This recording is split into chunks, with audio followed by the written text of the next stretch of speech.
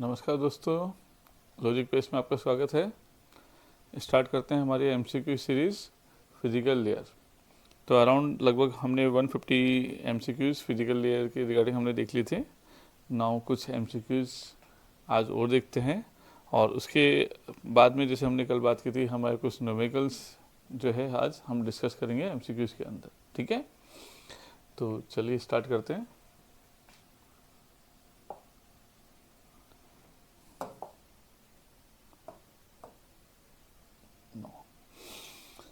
Now देखिए, पहला question जो है हमारा, इन द सिंक्रोनियस मॉडेम की बात कर रहे हैं हम।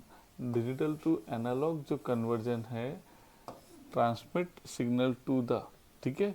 तो जब भी सिंक्रोनियस मॉडेम की बात आ रही है और डिजिटल से हमें एनालॉग में कन्वर्ट करना है, तो जो हमारे ट्रांसमिट करते हैं हम सिग्नल, वो कौन से होते हैं? इक्वलाइजर। ठीक है, तो यहाँ पे जो ऑप्शन बी जो है वो हमारा यहाँ पे आंसर आएगा, इक्वलाइजर। ठीक है, नाउ देखिए आगे। नाउ आज भी हमने कोशिश की है कि हाँ, नेटवर्क डिवाइसेस की कुछ क्वेश्चंस। तो देखिए इसमें, which of the following connectivity device is use to extend a network on a purely mechanical basis. ठीक है, प्योरली मैकेनिकल बेसिस कौन सी डिवाइस है जो हम यूज़ करते हैं? तो देखिए, हम दो तरह के, मतलब हब जैसे आपने सुना है, तो हब हमारे पास दो टाइप के होते हैं। एक एक्टिव हब होते हैं और एक पैसिव हब होते हैं। ठीक है, दो तरह के हब होते हैं हमारे फिजिकल लेयर पे। तो जो एक्टिवली जो हम मैकेनिकली जो हम पार्टिसिपेट्स करते हैं, जो यूज़ करते हैं, वो कहलाता है हमारा एक्टिव हब।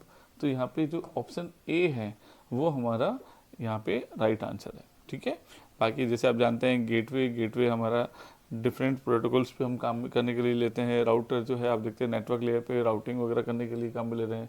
स्विच जो है वो डेटा लिंक लेयर पे काम में लेते हैं।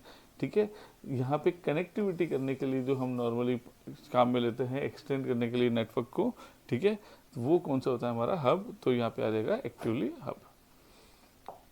नाउ देखिए आगे, हु इन्वेंटेड द मॉडम। ठीक है, मॉडम किसने डेवलप किया है?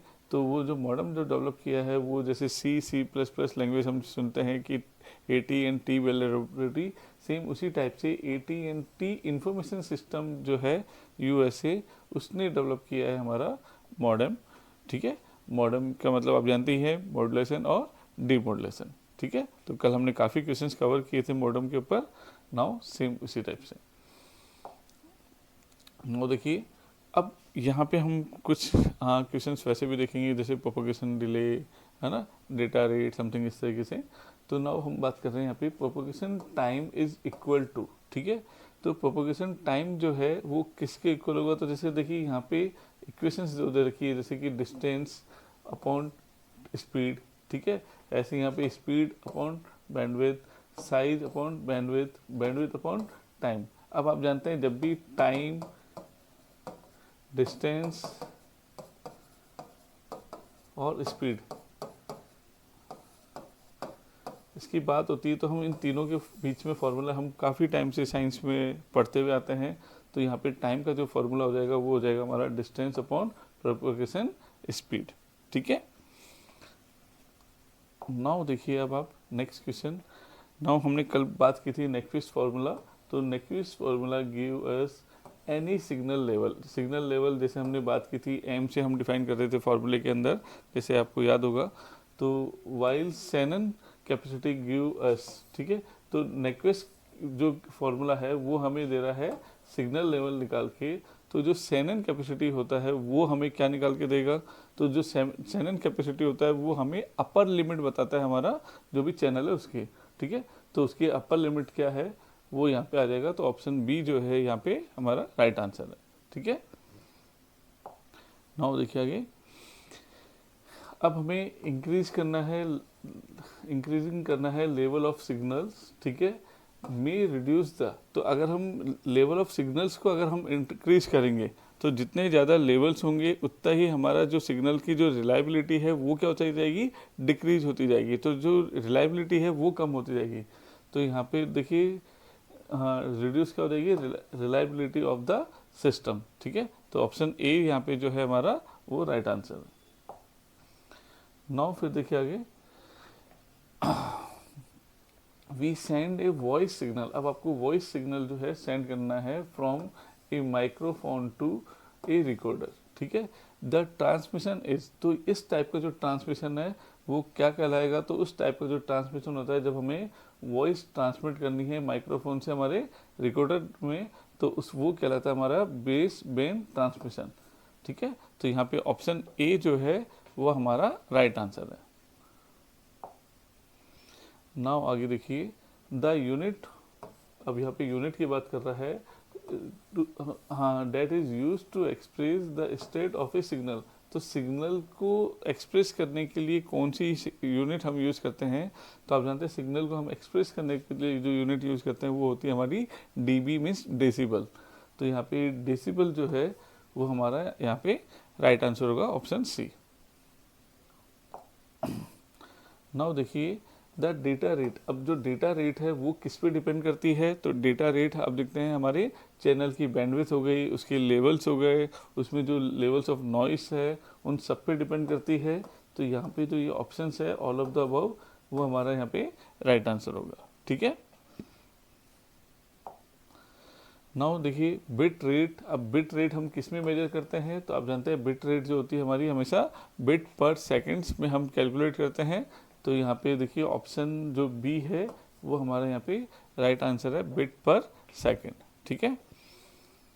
नाउ फिर है हमारा नेक्स्ट क्वेश्चन, डिजिटल डेटा जो है रेफर करता है information to the information data is, तो जो डिजिटल डेटा होता है वो मैंने बताया था हमारा कैसे होता है डिस्क्रीट फॉर्म में होता है, और जो एनालॉग होता है वो कैसे होता है कंटिन्यूस फॉर्म में होता है, तो यहाँ पे जो ऑप्शन डी है वो बी है वो हमारा यहाँ पे राइट आंसर है कि डिजिटल डेटा जो है वो किस फॉर्म में होता है हमारा डिस्क्रीट फॉर्म में होता है, 0 1 की फॉर्म में, है ना।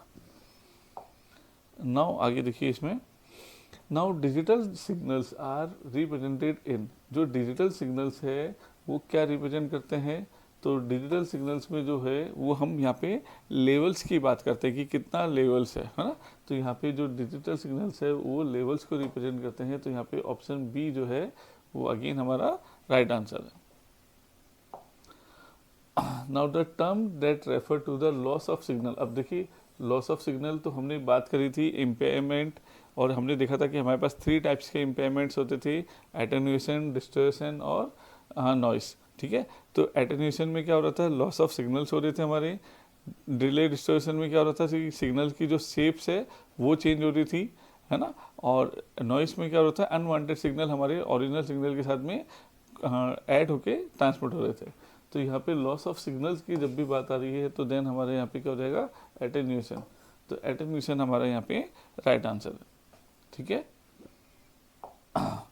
नाउ अगेन देखिए द वैल्यू ऑफ डेसिबल, अब डेसिबल की बात हो रही है इज पॉजिटिव, अब देखिए जब भी हमारा जो डेसिबल की जो वैल्यू है वो अगर पॉजिटिव आ रही है, इसका मतलब अगर जो सिग्नल हमें सेंड करना था लॉन्ग डिस्टेंस पे उसको हमने एम्पलीफाई कर दिया है, लेकिन अगर हमारी सिग्नल की वैल्यू डेसिबल की वैल्यू अगर नेगेटिव आ रही है इसका मतलब वो सिग्नल क्या है अभी वीक है, उसको एम्पलीफाई नहीं किया है, ठीक है।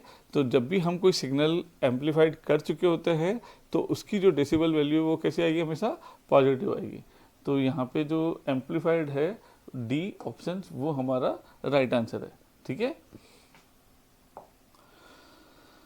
Now the completion of one full pattern is called, ठीक है, कि जैसे हमारा कोई भी पैटर्न है और वो पूरा कंप्लीट हो रहा है, तो कंप्लीट हो रहा है तो इसका मतलब क्या हो गया कि ये एक पूरी साइकिल क्या हो रही है कंप्लीट हो रही है, तो यहाँ पे जो साइकिल है वो ऑप्शन बी जो हमारा राइट आंसर है, ठीक है, कि कोई भी पैटर्न अगर कंप्लीट हो रहा है इसका मतलब कंप्लीट एक साइकिल कंप्लीट हो गई तो वो कहलाएगा साइकिल।